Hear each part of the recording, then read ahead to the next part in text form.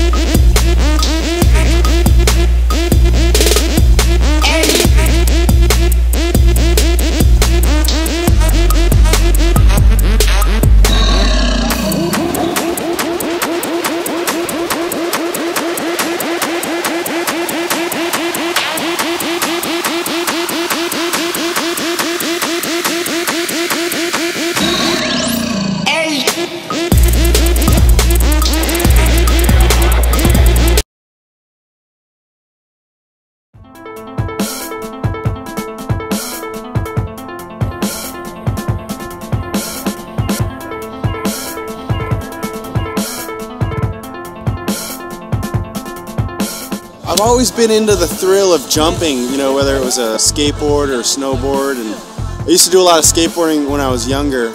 And then I really just found out that on a bike you could go a lot faster and jump a lot higher, and that's what really appealed to me. So I just kind of stuck with BMX.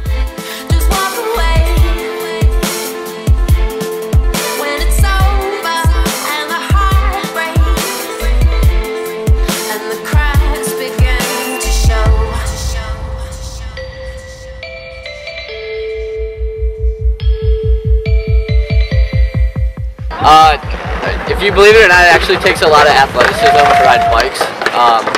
You're constantly pedaling. It's a lot of upper body strength, like pushing, pulling, to do different tricks.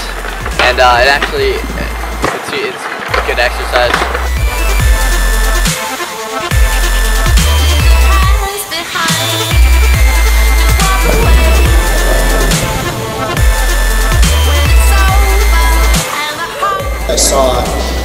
I was 15 and I saw some guys doing cherry picker or pedal pickers, which is this bouncing trick where it's like straight up and down.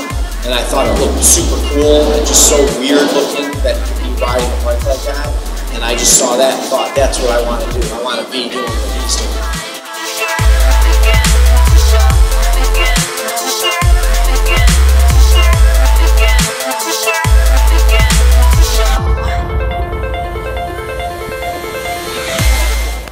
My favorite part of riding would definitely just be, you know, roasting a big jump, you know, just getting that big floaty feeling, you know, anything where you're just really high in the air and going fast.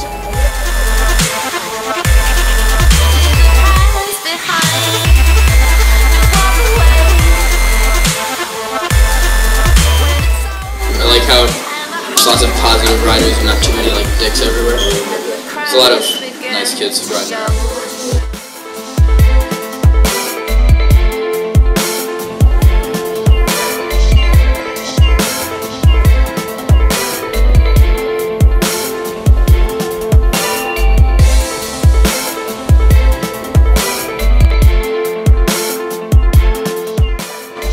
I think someone new should start riding because there's just a lot to offer with BMX. I mean, you really have a lot of freedom on a bike, and it really teaches you self-discipline. Just walk away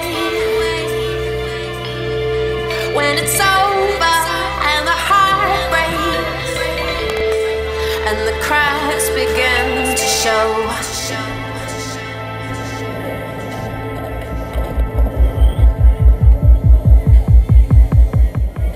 It helps me, like if I'm stressed out, I'll just go outside and ride my bike. And it takes things off my mind, and it's a great exercise, a lot of fun.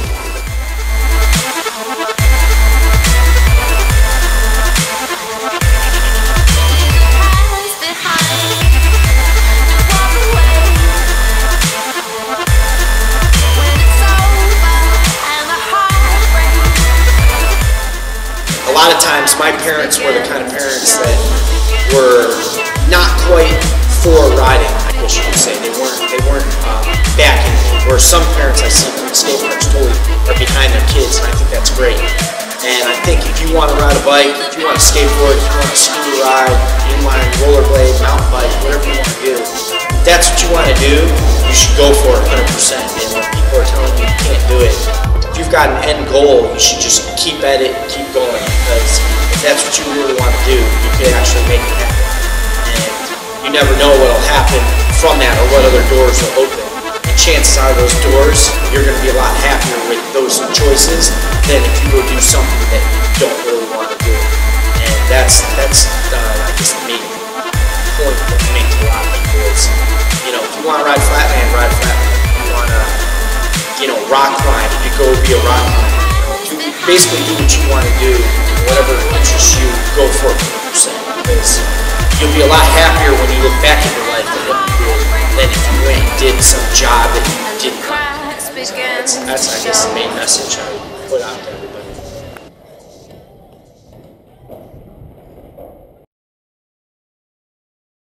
I wanna sink to the bottom with you. I wanna sink to the bottom with you. In 1995, me and a group of my friends were pro flatland riders, and we were all going to make the move because every winter we would ride. There was nowhere to ride, so we would ride in parking garages, which nobody really has to do anymore. And a lot of the pro flatland riders moved to Arizona at that time. So what we did was we were like, instead of moving to Arizona, we decided, why don't we try a skate park? And the only stipulation that we had about making a skate park was that we had to have a flatland area. And in Cheng 1, if you watch the old footage, you'll see the checkered floors, and there's an area over there that was pretty big that we kept aside with no ramps, and that's where we rode flatland. So that's the whole reason why we built Cheng.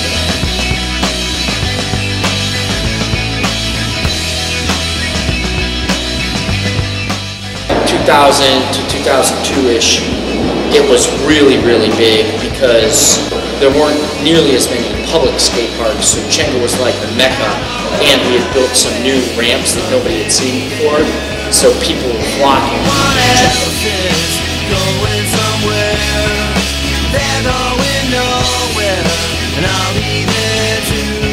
Certain guys, it's helped a ton, where it just gave them a place to ride and get better. Then there was such a big crew of guys that everybody started pushing each other. So a bunch of the guys started getting really good. Like, for example, Justin Simpson, who's on Odyssey and Mutiny right now. He got really, really good from Cheng 1, and that was riding with all these other guys that were super good. Anthony Psycho was another guy that doesn't ride anymore, but he became really, really good and got sponsored. There was just a bunch of guys where it helped, and I think having all the guys ride with each other pushed it further, faster.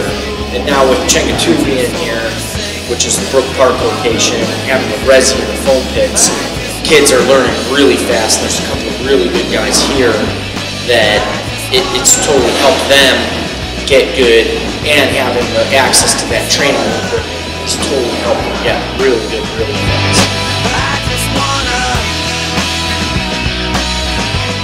Chenga's helped me become a better BMX rider because they've been here every winter. That's usually when I ride Chenga, so if it wasn't for Chenga, it'd be a whole 4 or 5 month period of the year, every year, where I wouldn't be doing it.